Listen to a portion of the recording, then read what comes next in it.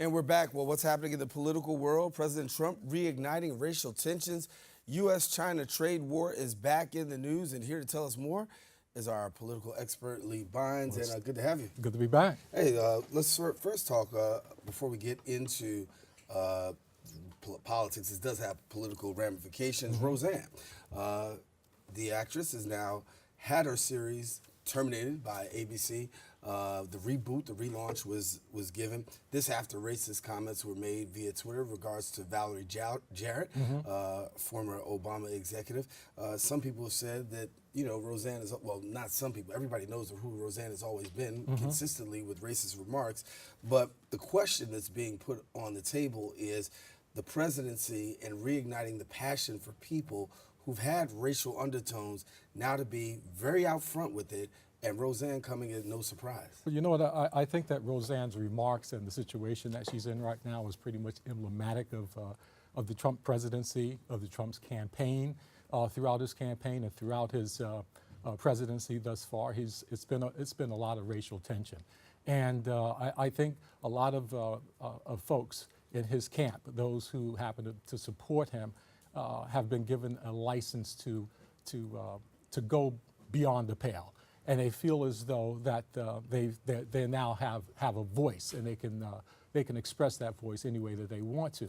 So when Roseanne made those remarks, she was feeding Trump's base. I mean, Trump came out, and the reason why this is as political as it is entertainment is because when she her show opened a few months ago, when the season just started, he actually placed a call to her and let her know, look, I am so proud of you because, well, firstly, she mentioned that she was talking to his base. She represented the people who voted for him, and the people who voted for him are the same individuals that are part of the who would support this new ban in the NFL banning players from taking a knee. Sure, the owners have decided that if you don't want to stand and salute the flag or pay attention to the national anthem, you can just stay in the locker room. But that's hardly any answer to what's going on. Yeah, and I want to say that, you know, this isn't the first time that she's talked about somebody in the Obama administration. Earlier on,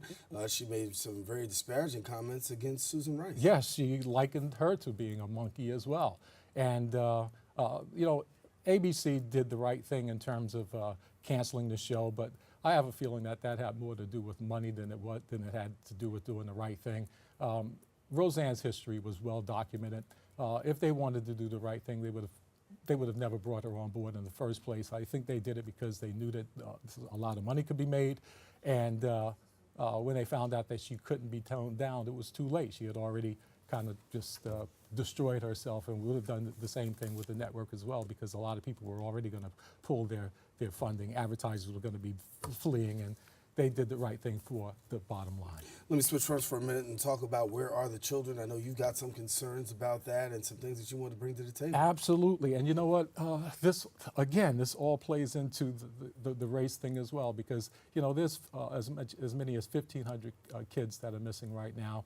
I want to clear up some complications on this issue, because the Trump administration is trying to say that this was a holdover from Barack Obama's administration, but I did a little research on this, and sure, when Barack Obama was, when people were being caught at the border, his policy was that they would be detained, but they would be detained until their cases individually could be adjudicated. Now, basically what that means is that these people would come before a judge, the judge would take a look at their particular circumstance, give them an opportunity to explain themselves, and share evidence, witness statements that would support their case for asylum.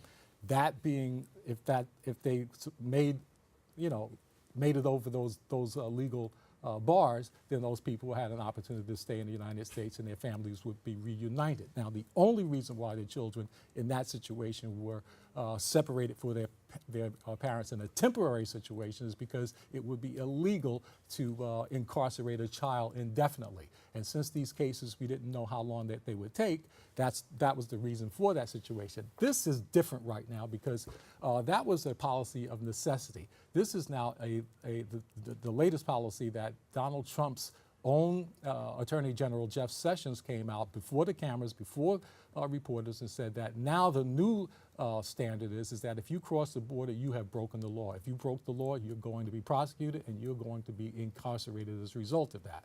Now, I did not do enough background. I didn't have enough time to find out how long of a term you would get for breaking that particular law of crossing the border, but you would also be subject to having your child taken away from you. Now, when the child is removed from that person, the parent's care, custody, and control, and placed in the hands of HSS, that child is now, they're going to find sponsors, they're going to find homes, they're going to find relatives if they can. But they must not have done a very, very good job in vetting the people that these children were being placed in the care of, simply because they said, the HSS in pushback saying that, well, here's the deal. When we called, we found that possibly a lot of the people who took charge of these children could have been undocumented people themselves, and that's the reason why they're not staying in contact. But if that was the case, why were they placed in the care of those folks in the first place? Mm-hmm. So not only that, I found, since this issue blew up, that HHS, Health and Human Services, has no plans to go out and locate these children. As far as they're concerned, as far as border security is concerned, Homeland Security is concerned, it's out of their hands. So there's no way that these people are going to track these children down and make sure that they haven't fallen into the hands of predators, traffickers, et cetera, et cetera, et cetera. It's a travesty, and this is going to be a black stain on America's history.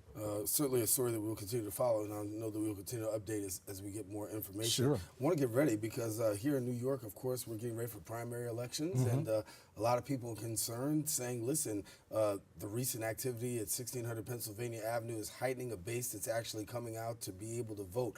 Do you think that we're going to see stronger voter turnout, given the fact that in primaries and in these midterm elections, given the height of the United States of America being now dubbed as the divided states of America? Well, you know what? I would normally in a midterm election, the vote is usually a lot less because people pretty much want to come out and vote in the presidential election. However, Donald Trump has been so divisive and so upsetting to so many people throughout the country. I have a feeling that this is going to be a referendum on him. He's not on the ballot, but people are going to come out to vote against the party in and of itself. And based upon what's happening as far as race relations are concerned, and that in and of itself is an all-time low, based upon the fact that the Me Too movement has been the hashtag Me Too movement has been spawned under his presidency, and he is one of the a major offender. I could see a lot of folks coming out to cast a ballot against the GOP just to make a statement. If that's possible, he could lose the House. If he does lose the House, there's an opportunity for impeachment. And I guess the question is, does he maintain his base? I was on the plane just a few minutes ago before coming in, and there was a lady who said, listen, I'm a fiscal conservative. I don't like everything he says, but he's my guy. And if he runs again in 4 years, he's still going to get my vote in spite of all the craziness. And there's some people out there who really say, listen, we're going to put the personal part aside, and they say fiscally, this is our guy. Well, you know what? There's a lot of people in this country that pretty much looks at the bottom line, their own specifically, and the economy has been doing well. The market has been up and down, but mostly up. And there's a lot of folks who really don't take moral character as a barometer of a good president. They are looking at how well the economy is doing. If there's jobs, and right now we cannot deny it, reportedly anyway, that the unemployment is down to 3.9%. As long as people are working and they can put food on the table, they may overlook a lot of things. However, there is a very, very strong portion of the population that do take moral character seriously. They do have principles, and they do take American values to be worth something. So it could be an up and down type of thing. But again, as far as his base is concerned, he's going to have a lot of folks to stick with him. I was looking at some of the comments in some of this, because that's where you really get a feel for how people are thinking when you read some of these stories. And when the Valerie Jarrett story came out, Roseanne Barr had a lot of support, and there was a lot more, even worse comments that were being made about her, Susan Rice, Barack Obama, et cetera, inside that comment section. So there's a lot of people who, they like what they see in Donald Trump. And I'm a little worried that this country may be so divided that we're talking about a 50-50 split. And, you know, you could call it for what it is, but that may be the case. All right. Lee Bonds, that's why we bring you in every week. That's what I'm here for. All righty. Taking a quick break. Listen, we got more shows. Stay with us. Don't go away. We're coming right back right after this.